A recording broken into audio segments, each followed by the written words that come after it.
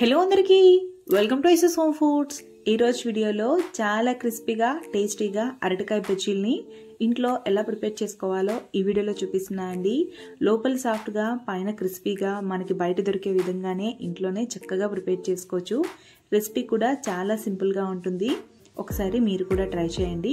దీనికోసం ముందుగా నేను 2 అరటికాయలు తీసుకుంటున్నాను. అరటికాయల్ని శుభ్రంగా కడిగేసుకొని తొడుములు అనేవి కట్ చేసేసి మొత్తంగా గ్రీన్ పార్ట్ అంతా కూడాను పీల్అవుట్ చేసేసుకోవాలండి. ఇలా అరటికాయలను పీల్అవుట్ చేసేసుకొని మీకు కావాల్సిన షేప్లో కట్ చేసుకొని పెట్టుకోవచ్చు. ఇక్కడ నేనైతే స్ట్రైట్గా పొడవుగా కట్ చేసుకుంటున్నాను. మీకు కావాలి అనుకుంటే రౌండ్గా పల్చగా కట్ చేసుకున్నా కూడాను బజ్జీలు అనేవి పర్ఫెక్ట్గా ఉంటాయి. చక్కగా ఇలా కట్ చేసేసుకొని ముక్కలన్నింటినీ కూడా పక్కన పెట్టుకోవాలి.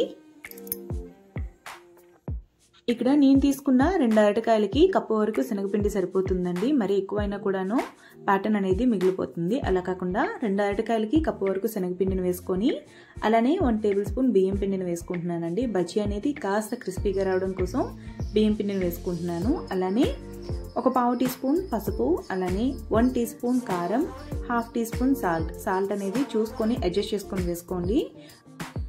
అలానే ఒక ½ టీ స్పూన్ వంట సోడాను కూడా వేసుకుంటున్నానండి. వంట సోడా అనేది మరి ఎక్కువగా వేసుకున్న ఆయిల్ అనేది కాస్త ఎక్కువగా పీల్చేస్తుంది కాబట్టి ½ టీ స్పూన్ అయితే సరిపోతుంది. కొద్దిగా వాముని కూడాను ఇలా క్రష్ చేసేసుకొని వేసుకుంటున్నాను. ఇప్పుడు ఇంగ్రీడియంట్స్ అన్ని బాగా కలిసే విధంగా కలుపుకోవాలి. ఇలా కలుపుకున్నాక కొద్దిగా వాటర్ వేసుకుంటూ పిండిని మరీ పల్చగా కాకుండా అలా అని మరీ చిక్కగా కాకుండా మనం ఫింగర్ పెడితే ఫింగర్కి ఎంతవరకు బైండింగ్ అవుతుందో బజ్జీకి కూడా అదే విధంగా బైండింగ్ అవుతుందండి. సో మనకి ఇక్కడ కన్సిస్టెన్సీ అనేది బజ్జీకి కాస్త థిక్గా బైండింగ్ అవ్వాలి కాబట్టి చూసుకొని వాటర్ వేసుకుంటూ చక్కగా కలుపుకోవాలి, ఎక్కడ ఉండలేకుండా. ఈ పిండిని 3-4 నిమిషాలు ఎక్కడ ఆపకుండా స్పీడ్గా కలుపుకోవాలండి. అప్పుడే పిండి అనేది లూజ్ మనం బజ్జీలు వేసుకున్నాక చాలా క్రిస్పీగా ఉంటాయండి. చక్కగా ఇలా పిండిని కలుపుకొని ఇందులోకి ఒక 1 టేబుల్ స్పూన్ వరకు వేడి నూనెని వేసుకోవాలండి. ఇలా వేడి నూనె వేసుకోవడం వల్ల బజ్జీలు అనేవి గుల్లగా వస్తాయి. చక్కగా ఇలాగా వేడి నూనెని కూడా వేసేసుకొని ఒక 2 నిమిషాలు బాగా కలుపుకోండి. ఇలా కలుపుకున్నాక ఒకసారి ఫింగర్ని ఇలా డిప్ చేసి చూడండి.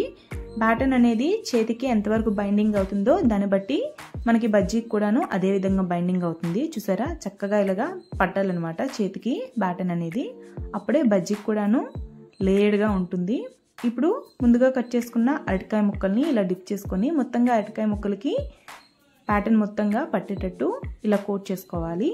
ఇప్పుడు డీప్ ఫ్రైకి సరిపడా ఆయిల్ పెట్టుకొని ఆయిల్ కాస్త హీట్ అయ్యాక ఇందులోకి ఒక్కొక్క బజ్జీని కూడా వేసుకుంటూ వెంటనే టర్న్ చేయకుండా ఒక 2 నిమిషాలు విడిచిపెట్టేసి రెండో వైపు కూడా టర్న్ చేసుకొని లైట్ గోల్డెన్ కలర్ వచ్చేంత వరకు బాగా ఫ్రై చేసుకోవాలి. ఇలా ఫ్రై చేసుకునేటప్పుడు ఫ్లేమ్ అనేది మీడియం ఫ్లేమ్లోనే పెట్టుకొని చక్కగా 2 వైపులు ఫ్రై చేసేసుకొని ఆయిల్ మొత్తం స్ట్రెయిన్ అవుట్ చేసేసుకొని పక్కన పెట్టుకోవాలి. ఇదే విధంగా అరటికాయ ముక్కలన్నిటికి కూడాను పిండి బాగా కోటింగ్ అయ్యేటట్టు డిప్ చేసుకొని ఇలా ఫ్రై చేసుకోవాలండి. ఇలానే అన్నింటినీ ఫ్రై చేసేసుకొని ఆయిల్ మొత్తం స్ట్రెయిన్ అవుట్ చేసేసి ఒక టిష్యూ పేపర్లో వేసేసుకోండి. ఇంతే అండి, ఎంతో సింపుల్గా టేస్టీగా ఇంట్లోనే అరటికాయ బజ్జీని ఇలా ప్రిపేర్ చేసుకోవచ్చు.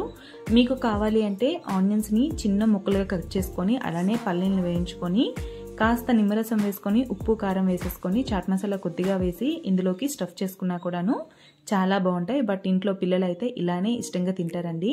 అందుకనే నేను ఇలా ప్లెయిన్గా సర్వ్ చేసుకుంటున్నాను. మీకు కావాలి అంటే స్టఫ్ని కూడా ప్రిపేర్ చేసేసుకొని ఇందులో స్టఫ్ చేసుకొని తినొచ్చు. బయట మనకి బల్లపైన అమ్ముతారు కదా, అలానే ఉంటాయండి అరటికాయ బజ్జీలు. చాలా టేస్టీగా ఉంటాయి. ఒకసారి మీరు కూడా ట్రై చేయండి.